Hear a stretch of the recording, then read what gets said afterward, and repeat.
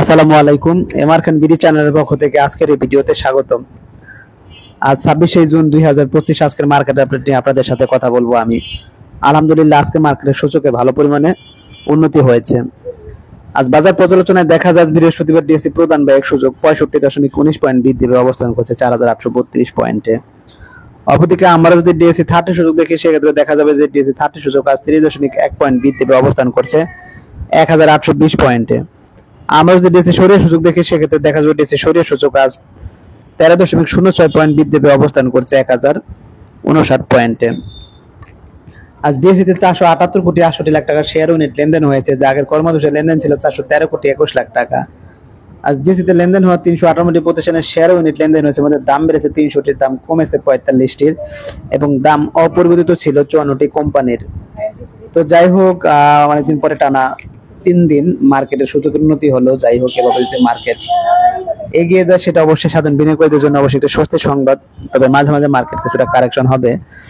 তো এখন যদি আমি আজকের দিনের মার্কেট ইন্ডেক্স মুভার্স দেখি সেক্ষেত্রে দেখা যাবে যে মার্কেট পুলার্স বা সুযোগ বৃদ্ধি যাদের অবদান রয়েছে তারা কারা, তারা হলো স্কয়ার ফার্মা, ব্র্যাক ব্যাংক, ব্যাডবিসি, জিপি, প্রিমিয়ার ব্যাংক, বেক্স pharma, Kohinoor chemical, BSRM limited, Islami bank এবং পাওয়ার গ্রিড। তো সেক্ষেত্রে দেখা যাচ্ছে যে স্কয়ার ফার্মা 9 পয়েন্টের মতো, ব্র্যাক ব্যাংক, ব্যাডবিসি 4 পয়েন্টের মতো, জিপি 3 পয়েন্টের মতো এবং বাকি সবাই 1 পয়েন্টের মতো সূচকের বৃদ্ধি ঘটিয়েছে।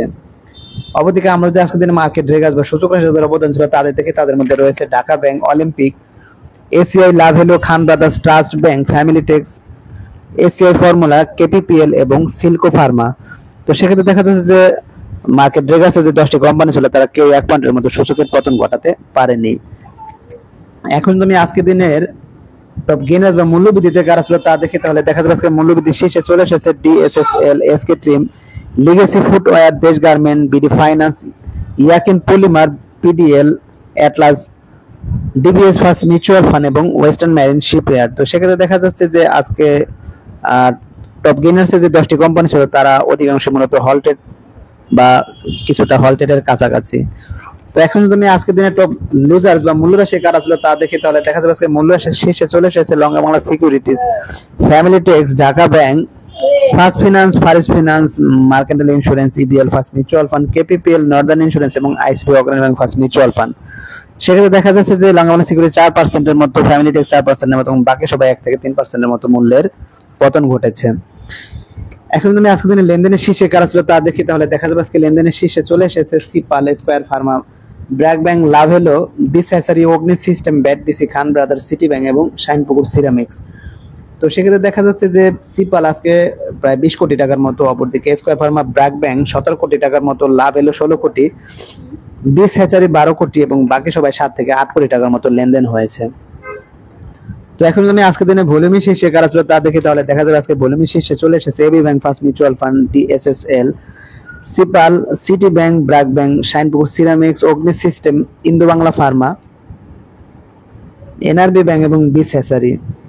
তো সেক্ষেত্রে দেখা যাচ্ছে যে এবি ব্যাংক আজকে মূলত 91 লাখ শেয়ারের মতো লেনদেন হয়েছে, অপরদিকে ডিএসএসএল 60 লাখের মতো এবং বাকি সবাই 27 থেকে 38 লাখের মতো শেয়ারের লেনদেন হয়েছে।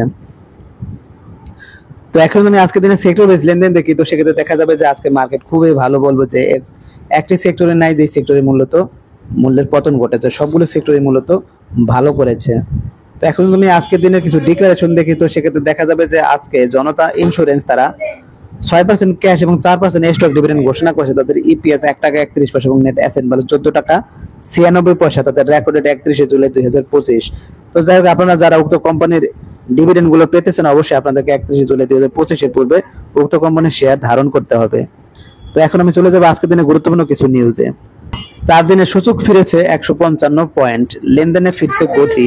কি বলছে, ভূ রাজনৈতিক উত্তেজনার ছায়া কাটিয়ে আবার চাঙ্গা হয়ে উঠেছে দেশের শেয়ার বাজার। ইরান ও যুক্তরাষ্ট্রের মধ্যে সম্ভাব্য সংঘাতের আশঙ্কার বাজারে যে অস্থিরতা তৈরি হয়েছিল তা দ্রুত কাটিয়ে উঠেছে ইসরায়েল ইরানের যুদ্ধবিরতির খবরে।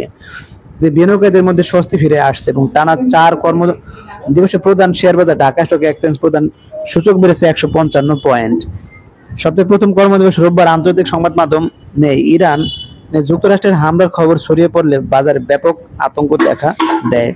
বিনিয়োগকারীরা দ্রুত শেয়ার বিক্রির দিকে ঝুঁকে পড়েন, যার ফলে ডিএসসির প্রধান সূচক ডিএসসির 177 পয়েন্ট কমে যায়। একই দিনের লেনদেনের পরিমাণ হ্রাস পেয়ে দাঁড়ায় 271,70,00,000 টাকায়। তবে আতঙ্ক বেশি দিন স্থায়ী হয়নি। পরের দিন সোমবার আন্তর্জাতিক অঙ্গনে ইসরায়েল ও ইরানের মধ্যে যুদ্ধবিরতির খবরে বাজার ফিরে আসে স্থিতিশীলতা। বিনিয়োগকারীরা আবার সক্রিয় হয়ে ওঠেন। ওই দিন ডিএসইর সূচক 18 পয়েন্ট বাড়ে এবং লেনদেন কিছুটা বেড়ে দাঁড়ায় 276,53,00,000 টাকায়। পরবর্তী দিনগুলোতে বাজারে ইতিবাচক ধারাবাহিকতা বজায় থাকে। মঙ্গলবার সূচক আরো 22 পয়েন্ট বাড়ে এবং লেনদেনের পরিমাণও বেড়ে দাঁড়ায় 372,70,00,000 টাকায়।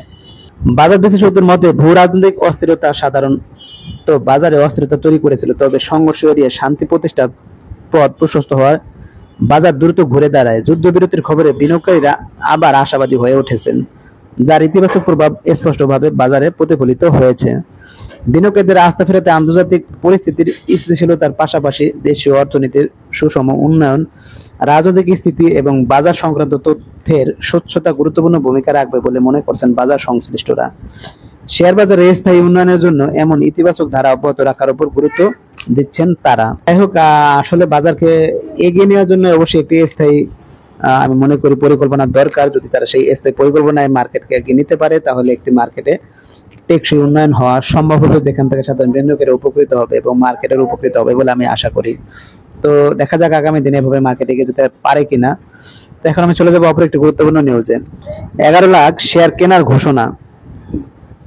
কি বলেছে যে শেয়ার বাজার তালিকাভুক্ত রিপাবলিক ইন্স্যুরেন্স শেয়ার কেনার ঘোষণা দিয়েছে এইচআর লায়েন্স। এই প্রতিষ্ঠানের ব্যবস্থাপনা পরিচালক হামদান হোসেন চৌধুরী রিপাবলিক ইন্স্যুরেন্স বোর্ডে রয়েছেন। ঢাকা স্টক এক্সচেঞ্জ এই তথ্য জানা গেছে। তা এইচআর লায়েন্স কোম্পানির 11 লাখ শেয়ার কিনবেন, যা আগামী 30 কার্য দিবসের মধ্যে ক্রয় সম্পন্ন করা হবে। তো যাই হোক, উক্ত ক্রয়ের ফলে কিছুটা বাই প্রেশার থাকবে, যার ফলে উক্ত কোম্পানির শেয়ার মূল্য কিছুটা হলেও বৃদ্ধি পাওয়ার সম্ভাবনা আছে বলে আমি মনে করি। তো দেখা যাক কি ঘটে। এখন আমি চলে যাবো অপর একটি গুরুত্বপূর্ণ নিউজে। শেয়ার বাজারে 11 কোম্পানির আকাশ ছোঁয়া চাহিদা। কি বলেছে আজ বৃহস্পতিবার শেয়ার বাজারে সূচকের পাশাপাশি টাকার অঙ্কে লেনদেন বেড়েছে। এদিনে দেশের প্রধান শেয়ার বাজার ঢাকা স্টক এক্সচেঞ্জে বিক্রেতা সংকটে হলটেড হয়েছে 11টি প্রতিষ্ঠান। এই প্রতিষ্ঠানগুলো কালাতার, dragon sweater, SK trims, Desh garments, legacy footwear, Bangladesh finance, Yakin polymer, pacific denims, DBS first mutual fund, western marine shipyard, new line clothings এবং Exim bank first mutual fund.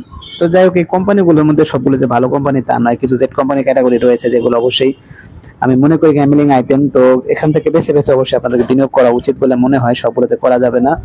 তো যাক, এখন আমি চলে যাবো অপর একটি গুরুত্বপূর্ণ নিউজে। ব্যাংকের মতো দুর্বল বীমা কোম্পানিরও নিয়ন্ত্রণ নেবে সরকার। কি বলছে, দেশের বীমা খাতের দুর্বলতা দূর করতে এবং পলিসিতে স্বার্থ রক্ষায় ব্যাংকের মতো বীমা খাতকেও কঠোর পদক্ষেপ নিতে যাচ্ছে সরকার। ব্যাংক খাতের আদলে এবার দুর্বল বীমা কোম্পানিগুলোকে সাময়িক মালিকানা গ্রহণের ক্ষমতা পাবে সরকার। এই লক্ষ্যে বীমা কারের রেজুলেশন অধ্যাদেশ এর একটি খসড়া প্রস্তুত করেছে বীমা উন্নয়ন ও নিয়ন্ত্রণ কর্তৃপক্ষ। এই অধ্যাদেশ কার্যকর হলে সরকার প্রয়োজনে কোনো সমস্যাগ্রস্ত বীমা প্রতিষ্ঠানকে মালিকানা গ্রহণ করে তা তৃতীয় পক্ষের কাছে বিক্রি করে দিতে পারবে। যাই হোক, এরকম পরিকল্পনা যদি দীর্ঘমেয়াদী নেওয়া হয়, সেটা অবশ্যই দেশের অর্থনীতির জন্য ভালো। তবে অবশ্যই আমি মনে করি একটি ভালো পরিকল্পনা করে তারপরে হচ্ছে এই ধরনের কার্যক্রমগুলো বাস্তবায়ন করা উচিত। যাই হোক, আজকের মতো ভিডিও আর বাড়াবো না, আজকের মতো এখানে বিদায় নিচ্ছে। যারা আমার চ্যানেলে নতুন অবশ্যই চ্যানেলকে সাবস্ক্রাইব করবেন, লাইক করবেন, কমেন্ট করবেন এবং শেয়ার করবেন। সবাই ভালো থাকবেন, সুস্থ থাকবেন। আল্লাহ হাফেজ।